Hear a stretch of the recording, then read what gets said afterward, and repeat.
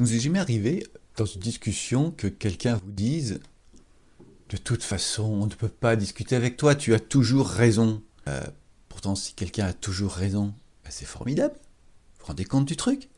Les services de la météo, du renseignement, se l'arracheraient à prix d'or, quoi. Bien sûr, vous avez compris. Hein, ce n'est pas le fait d'avoir raison qui est reproché à la personne, en fait. Hein, c'est sa prétention à avoir raison, en particulier lorsque ce n'est pas le cas. Et je pense que, en effet, c'est là un problème malheureusement fréquent. Un problème, dis-je, car si une personne n'accepte pas de changer d'avis, même lorsqu'elle a tort, elle va en pâtir. Et vont en pâtir tous ceux qui auront à subir ses décisions aussi.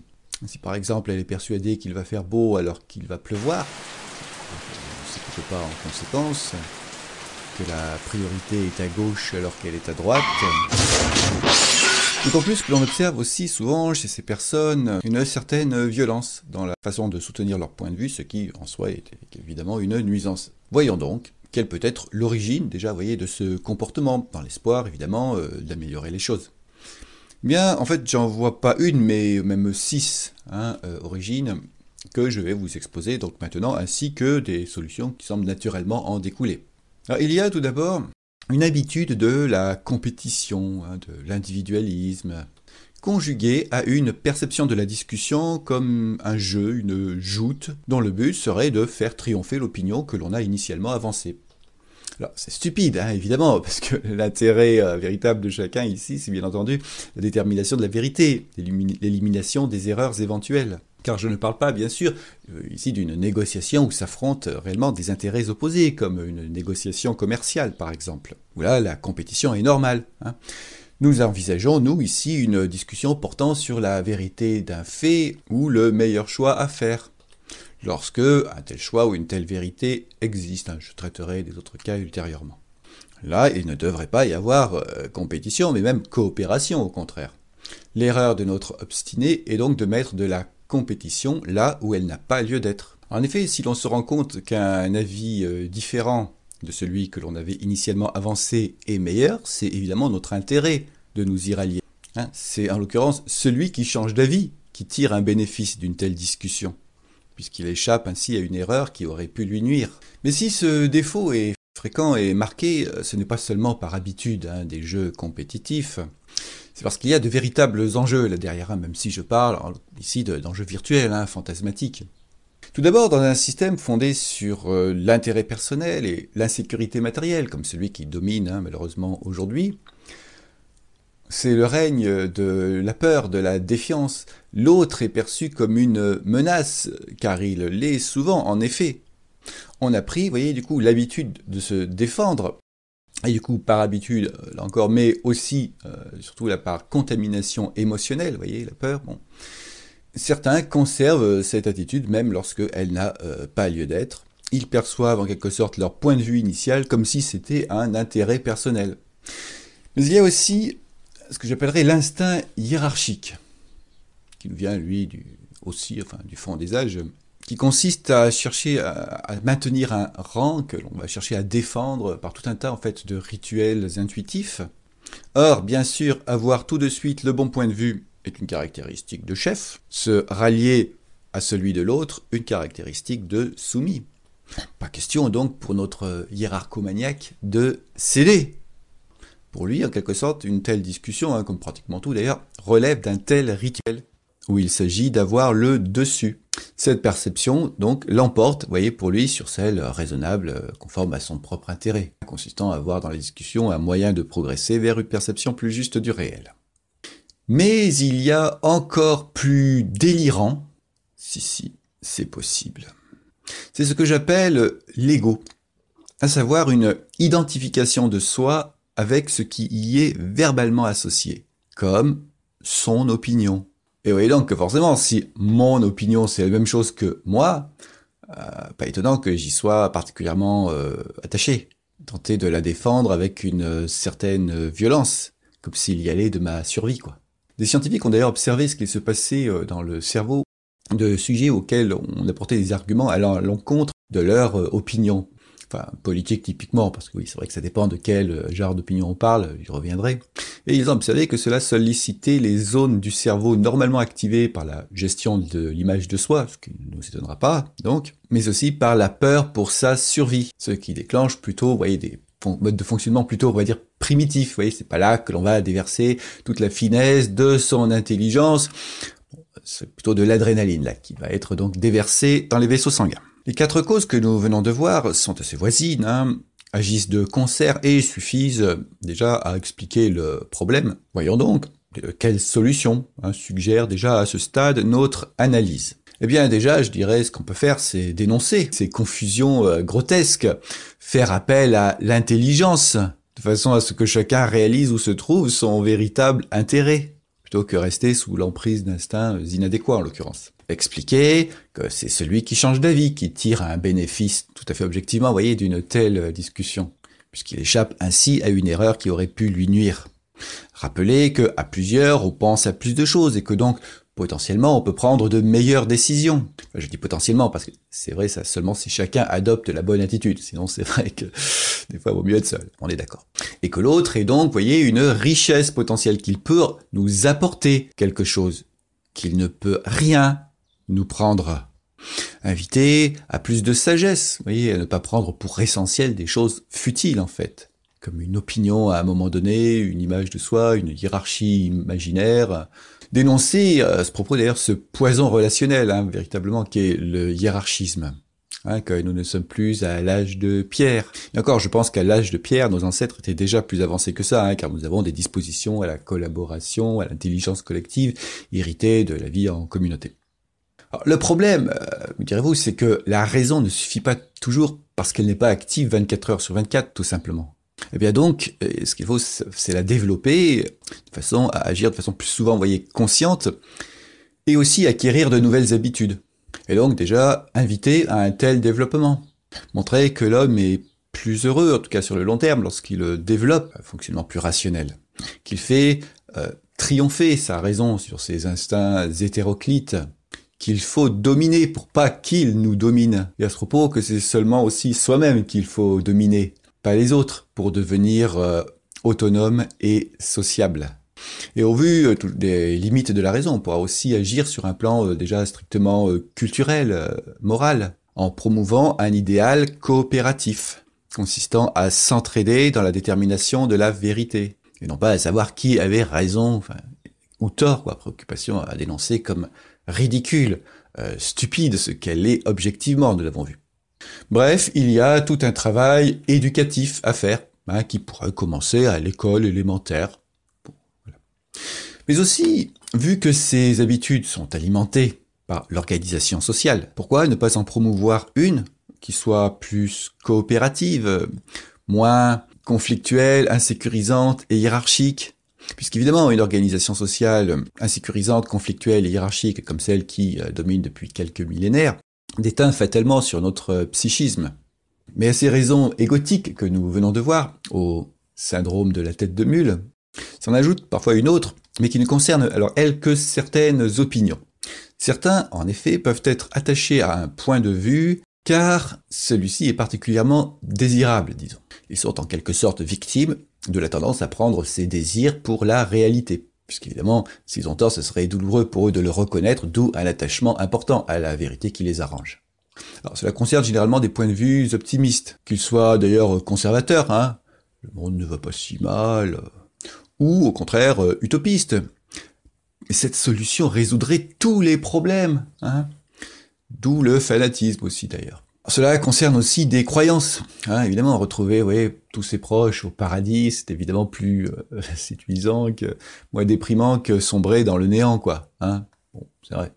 Et ça peut aussi concerner un point de vue qui nous est favorable, car nous permettant d'éviter toute culpabilité. C'est pour ça que c'est souvent la faute des autres, en général. Ou encore des points de vue qui nous valorisent, car ils sont partagés que par une minorité éclairée, à l'opposé de la masse des moutons, vous voyez, enfin bon. Donc, quels remèdes apparaissent ici? Eh bien, déjà, bien s'entendre sur ce que l'on entend par le vrai, la vérité, quoi. Et là, ce qu'on peut dire, c'est déjà, vous voyez, sans rentrer trop dans les détails, c'est que le vrai, c'est ce qui est conforme à l'observation, pas à nos désirs. Rappelez là encore que notre intérêt est d'être dans le vrai, même si la vérité est dure à entendre. Hein, que la vérité objective, c'est elle qui s'impose à nous, c'est pas nous qui pouvons l'imposer. Je sais bien que les croyances peuvent avoir une influence, comme dans l'effet placebo, mais il ne faut pas exagérer quand même. Même si je crois très fort que tout va bien se passer, si je saute d'un avion sans parachute et qu'en bas ce sont des rochers, je dirais qu'il faut garder un peu les pieds sur terre quand même. Hein, plutôt sur l'avion d'ailleurs à la fin. Mais le mieux ici, je dirais, est de s'attaquer à l'attachement, car c'est la racine affective du problème. Et donc, promouvoir une philosophie de vie rendant affectivement indépendant, consistant à ne prendre son bonheur que dans ce qui ne dépend que de nous, comme le suggérait déjà Épictète. Si mon bonheur, par exemple, c'est essentiellement d'agir pour un monde meilleur, et non pas que tel monde meilleur soit rapidement accessible, attention, eh bien, pas de problème. Vous voyez que je ne dépends de rien, je ne souffre pas. Tandis que si, au contraire, j'ai besoin que les choses soient comme ceci ou comme cela, je dépends de comment sont les choses, et du coup, je pourrais être tenté de m'agripper à donc, des croyances. En somme, devenir autonome affectivement, ce qui est tout à fait accessible et devrait relever, là encore, de l'éducation. J'ajouterai enfin une dernière cause à ce phénomène, liée quant à elle à la façon donc de déterminer la vérité. Nous avons vu que celle-ci se fondait tout d'abord sur une observation précise, d'ailleurs, pas sur de vagues impressions, et encore moins sur nos désirs ou une autorité, bref. Mais reste ensuite à déterminer la meilleure hypothèse explicative. Et pour ce faire, eh bien, voilà, la démarche rationnelle consiste à inventorier aussi largement que possible les différentes explications possibles, puis à ne retenir que la plus vraisemblable, qui est soit la moins coûteuse, d'ailleurs au nombre de suppositions qui sont faites. Et vous notez donc, puisque j'ai dit vraisemblable, qu'il n'y a pas de certitude, et que bien souvent, il y a un fort risque d'erreur. Sauf que nous ne fonctionnons pas, enfin notre cerveau, spontanément comme ceci. Nous avons en particulier tendance à nous fixer rapidement sur la première explication que l'on teste, qui est souvent aussi celle qui nous arrange, j'y reviens pas, et puis à tout interpréter à l'aune de celle-ci, de sorte que cela nous convainc de sa validité d'une façon que nous croyons rationnelle. Parce que la rationalité, ce n'est pas juste avoir des arguments, évidemment. Nous venons de le voir, c'est pondérer de façon impartiale des arguments opposés, nuance. Bon. C'est ce que l'on appelle, en l'occurrence, ça, le biais de confirmation. Donc, la solution là, qui est suggérée ici, c'est tout simplement à éclairer sur ce qu'est réellement la démarche rationnelle, et aussi, plus précisément, sur certains travers de notre esprit, comme le biais de confirmation. D'ailleurs, à propos de ce dernier, on peut noter aussi qu'il est renforcé par le jeu compétitif, puisque dans le cadre de ce jeu, chacun va accumuler, chercher vigoureusement tous les arguments qui corroborent son point de vue initial qu'il cherche à défendre, je vous rappelle, peu comme autant de munitions. Et à l'inverse, vous voyez, contrer, atténuer, éluder tous ceux qui émanent de ses supposés adversaires. Donc là, évidemment, l'impartialité, forcément, de sorte que, vous voyez, plus vous discutez, si vous êtes dans cette attitude-là, bien sûr, avec des gens d'opinions différentes, plus vous vous persuadez que votre opinion est la bonne, et la leur complètement pourrie, quoi. Donc on voit que la polémique isole, enferme. Pourtant, le constat que nos adversaires font de même, que c'est symétrique, devrait nous interroger. Reste maintenant une question pratique que j'aimerais traiter. Comment savoir, concrètement, si quelqu'un est dans cette attitude-là, dont je viens de parler, ce qu'on pourrait appeler donc le syndrome de la tête de mule. Car ce n'est pas si évident que ça, du fait déjà qu'il s'agit d'une attitude, et non pas d'un comportement directement observable. D'autant qu'on va voir que souvent les apparences sont trompeuses. Parce que vous voyez déjà, si quelqu'un refuse de se rallier à votre avis, ou simplement de modifier le sien, c'est peut-être parce qu'il pense tout simplement, à juste titre, avoir raison. Car je n'ai jamais dit qu'il fallait forcément changer d'avis, ou que c'était bien en soi. Voyons donc, pour ne pas se méprendre, et positiver un peu, disons, comment va se traduire la bonne attitude, celle consistant à collaborer à la recherche de la vérité. Alors au départ, chacun peut parfaitement avoir un avis. Il n'y a pas de mal à ça, car il faut bien comprendre que l'attitude rationnelle, ce n'est pas le doute absolu. Pour agir au mieux, il est souvent nécessaire de se faire un avis, même rapidement. Mais cela ne doit pas nous empêcher de le faire évoluer. en présence de nouveaux éléments, ou même d'en chercher d'ailleurs lorsqu'on a le temps. Car moins on se trompe, mieux c'est. Considérons donc deux personnes collaboratives ayant un avis différent sur une question objective. Comment vont-elles procéder? Eh bien, chacune va, à tour de rôle, exposer son avis et ce qui le fonde. Et c'est ainsi que l'une d'entre elles, ou même les deux, pourront découvrir des éléments qu'elles auront négligés ou pas correctement traités, et donc feront évoluer leur point de vue en conséquence. On voit donc qu'exposer un point de vue est de toute façon nécessaire, et aussi l'expliquer, ce qui ne doit pas être interprété comme le fait de vouloir avoir raison. En somme, ce n'est pas parce que quelqu'un explique qu'il défend. Quels sont donc les signes trahissant véritablement l'obstination irrationnelle? Bien, il y en a plusieurs, il y en a pas mal, mais qui ne sont bien souvent que des indices. C'est-à-dire qu'ils ne permettent pas de conclure assurément, seulement de suspecter, disons. Par exemple, si une personne ne change jamais d'avis, lors des discussions que vous avez avec elle, mais ce n'est qu'un indice, car il se peut qu'elle avait effectivement raison à chaque fois. Peut-être qu'elle est, vous voyez, plus intelligente, plus compétente sur les domaines que vous avez abordés, ce qui n'est pas un problème, au contraire, si vous êtes dans le bon état d'esprit. Un autre indice est la qualité, la validité des arguments qu'elle emploie. Car une personne compétitive, vous voyez, ne va pas hésiter à utiliser tout ce qu'elle trouve pour avoir hâtivement raison, entre guillemets.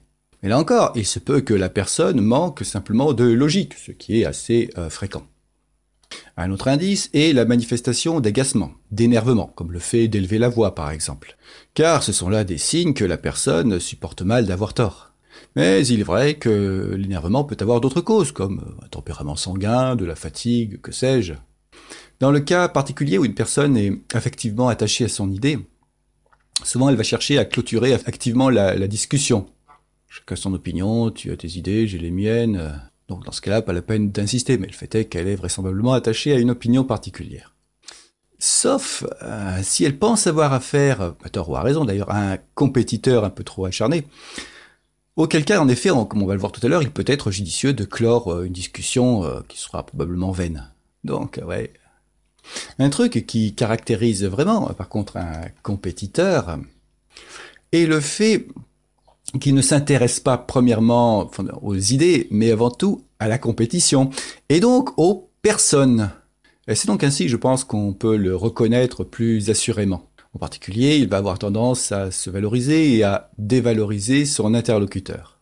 J'ai beaucoup étudié la question. Tu me fais bien rire. Mais qu'est-ce que tu es naïf.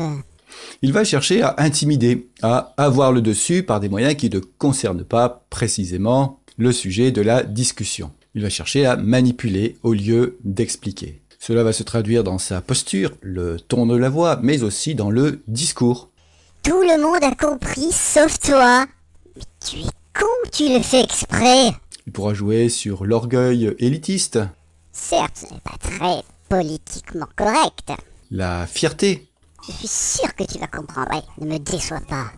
La culpabilité. Mais t'as pas honte? Compassion même. Tu m'as contrarié là. Faut respecter tous les points de vue. Non, faut pas. Les personnes, pas les idées. Bref, il va recourir abondamment à des artifices rhétoriques.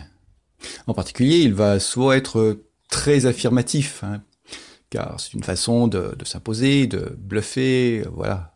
Et on peut dire qu'il va asséner sa vérité plutôt qu'argumenter, typiquement. C'est un maître de l'esbrouf. Il va dire Il y a plein de preuves qu'il aura étrangement du mal à fournir vraiment. Je t'ai déjà tout démontré. Tu n'as qu'à chercher. Je ne vais pas te mâcher le travail. Ce caractère peu coopératif confirme bien que nous sommes en présence d'un compétiteur. Très révélateur est bien sûr l'utilisation de considérations hiérarchiques. Qui es-tu pour affirmer cela? Quelle insolence! Particulièrement nocif aussi et fréquent est le procès d'intention. Et plus généralement, ce que j'appellerais la lecture psychologique. On a tendance à attribuer des intentions, des émotions, des attitudes particulières aux autres, un peu hâtivement, disons. Ce qui constitue une arme redoutable pour notre polémiste. Mais arrête de nous embrouiller, là. Mais arrête avec ta haine. Mais tu n'y comprends rien. Vérifie avant de dire n'importe quoi.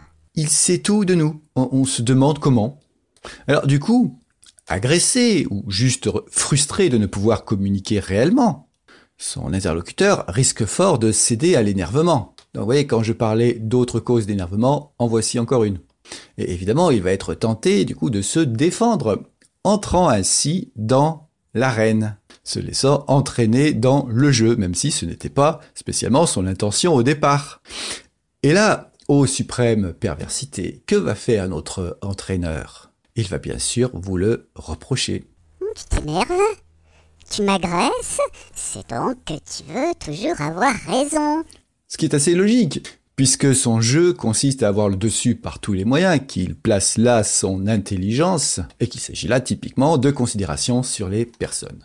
Et c'est très souvent d'ailleurs comme ça qu'il va reprocher à l'autre ce qu'il fait surtout lui-même, sans se rendre compte de l'absurdité de la chose, obnubilé qu'il est par donc le jeu compétitif. Ce qui est naturellement exaspérant pour celui qui est victime de ce genre d'attaque.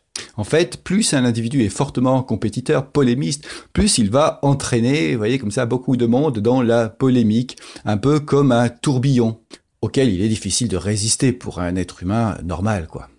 Et vous aurez donc noté, en passant d'ailleurs, que, vous voyez, l'affirmation « tu veux toujours avoir raison » peut indiquer que son auteur veut toujours avoir raison, et non pas son destinataire.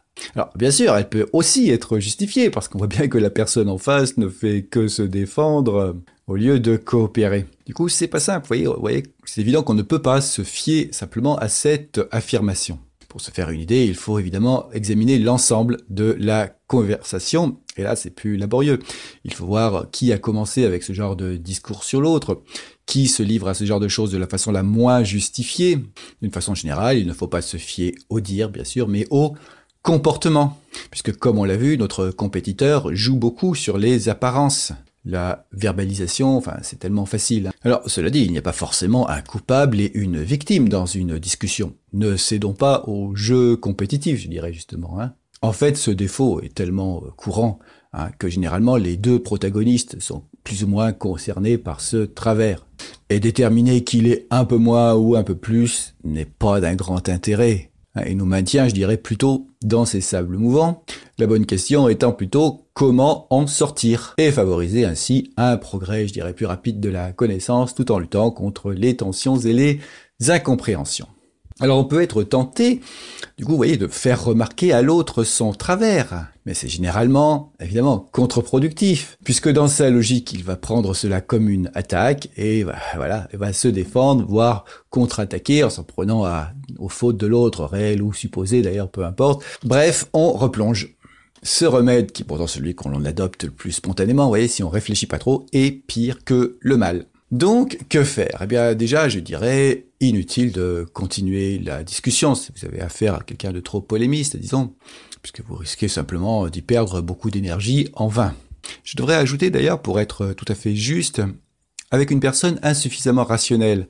Mais en pratique, personne n'est déjà suffisamment rationnel. Rationnel, je rappelle évidemment, au sens où nous l'avons vu, pas au simple fait d'argumenter, puisqu'au contraire, ici, l'argumentation est mise au service du parti pris. C'est ce qu'on appelle la rationalisation, qui précisément n'est pas rationnelle. Donc, attention au piège. Alors la solution que je propose consiste, avant toute discussion, à poser les bases d'une éthique de la discussion, fondée sur la passion de la connaissance, le plaisir de la découverte et le mépris de l'ego, fondée sur le bonheur de la coopération et le rejet de la compétition.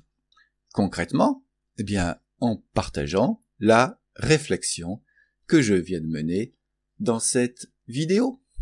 Alors, pas forcément, entre parenthèses, en partageant ma vidéo, là, même si c'est pas interdit non plus, évidemment. Vous pouvez, vous voyez, par exemple, en faire une autre vous-même, et dans ce cas, me le signaler. Et à ce moment-là, je ne manquerai pas de la mentionner en description. Coopération. Et d'ailleurs, à ce propos, du coup, j'ai regardé un petit peu ce qui se faisait, et j'ai trouvé une spécialiste, on pourrait dire, de la rationalité appliquée, qui promeut un peu cette idée aussi, là, de changement de mentalité.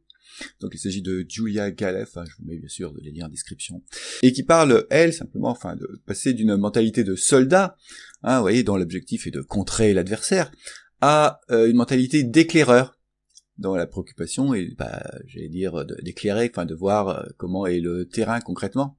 Alors, cette métaphore n'est peut-être pas parfaite, parce que c'est vrai que normalement, à la base, à l'origine, les éclaireurs, c'était c'est en temps de guerre, quoi. C'est donc au service d'un camp, qu'ils repèrent bien sûr le terrain. C'est pourquoi, donc, pour ma part, effectivement, vous voyez, j'insiste plus sur le fait de passer d'une mentalité de compétiteur à une mentalité de coopérateur.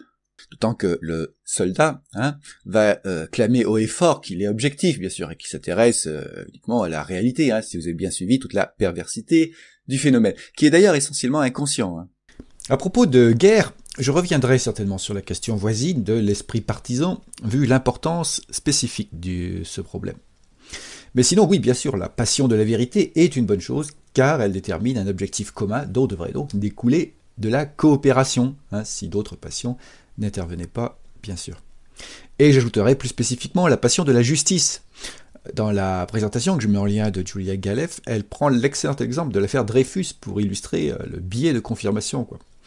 Et on décide d'un coupable, si vous voulez, puis après, on trouve ce qui peut l'accabler, je caricature à peine. Et du coup, ça m'a rappelé une vidéo où je dénonçais déjà ce phénomène, mettant en fait moi-même retrouvé, toute proportion gardée bien sûr, dans la situation de la victime. Et donc, pour en revenir à notre solution, après ce partage, donc cette initiation, ceux qui auraient compris donc l'enjeu et seraient prêts à adopter le nouveau paradigme pourraient enfin avoir des discussions productives. Ce qui est d'autant plus intéressant que dans bien des domaines, et même surtout ceux où, tragiquement j'allais dire, un progrès est crucialement nécessaire aujourd'hui, l'évolution est bloquée depuis longtemps, remplacée par des affrontements parfois violents à cause de ce problème. Le remède que j'ajouterai suite à notre analyse d'une polémique là, que l'on vient de faire est de se donner pour règle dans une discussion, lorsqu'on a un débat sur un sérieux, sur un sujet donné, pour déterminer une vérité ou même un choix à faire, de ne jamais se livrer à des considérations sur les personnes, ad hominem pour les latinistes.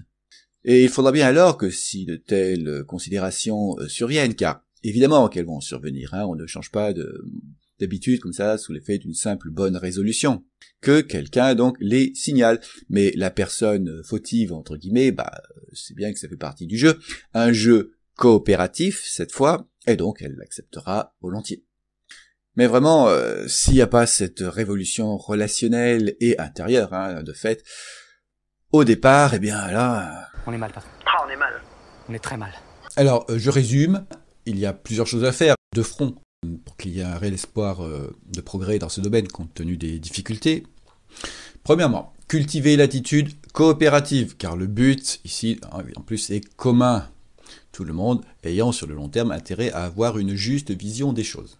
Et pour asseoir la motivation vers le but commun, donc j'ajouterai, en plus je dirais de l'humilité, du respect d'autrui, le plaisir de la découverte, de la stimulation mentale. Deuxièmement, dénoncer la notion de hiérarchie, je parle de la hiérarchie de pouvoir bien sûr, car elle n'est globalement utile que pour des animaux instinctifs. Pour des humains, elle est globalement nuisible, j'en avais déjà parlé. Ça vient tout simplement du fait qu'on n'est pas instinctif, donc on peut calculer et donc on peut s'entretuer, en caricaturant à peine, D'autant qu'il y a moyen de s'en passer et de gagner ainsi énormément en mieux-être et en efficacité. Je vous renvoie à Lucratie pour ceux qui ne connaîtraient pas encore. Mais pas besoin de Lucratie ici, bien sûr, à pratiquer le non-hiérarchisme dans une discussion, ça tout le monde peut le faire tout de suite, évidemment. Troisièmement, dénoncer l'illusion de l'ego pour son absurdité. Non, je ne suis pas mon avis. Non, je ne suis pas mon image, ni ma position hiérarchique, ni mon rétroviseur. Je crois que là, ça va. Il a rien, le rétroviseur. Tu sais conduire ou quoi, pauvre con? Vraiment, je vous demande pardon. Je vous prie de m'excuser. Quatrièmement, cultiver l'indépendance affective. Ne s'attacher qu'à ce qui ne dépend que de nous, notre bonheur, qui est un état d'esprit, et non pas telle ou telle chose qui lui serait prétendument nécessaire. Devenir adulte, en somme, ce qui devrait faire l'objet de l'éducation. Cinquièmement, apprendre et enseigner la démarche rationnelle, qui consiste à partir d'observations que tout le monde peut faire, puis à adopter l'explication la plus puissante, sachant que l'on ne peut d'ailleurs que tendre vers cette dernière en étendant sans cesse nos observations et bien sûr le nombre d'hypothèses à tester. Et enfin, sixièmement, je rappelle donc rester dans le sujet du débat en étant très clair sur le fait que le débat lui-même et ses protagonistes ne font pas partie du sujet du débat. Pour ceux qui veulent tester ça, je pense qu'un forum à Internet serait tout à fait intéressant, à condition qu'il dispose d'une structure et d'une modération appropriée. Et là, pour l'instant, j'en connais qu'un comme ça, donc je vous laisse le lien en description. Pensez bien sûr à vous y inscrire si vous êtes intéressé. Donc voilà, c'était encore un petit truc présentant selon moi une utilité importante qu'il apporte donc en tout cas de diffuser, d'où cette vidéo évidemment. En tout cas, j'aurais fait ma part, vous, je sais pas, c'est comme vous voulez. Et si vous n'êtes pas d'accord aussi avec une chose que j'ai affirmée ou proposée, n'hésitez pas à le faire savoir en commentant. Je serai le premier à apprécier de pouvoir ainsi donc améliorer ma vision des choses par la coopération.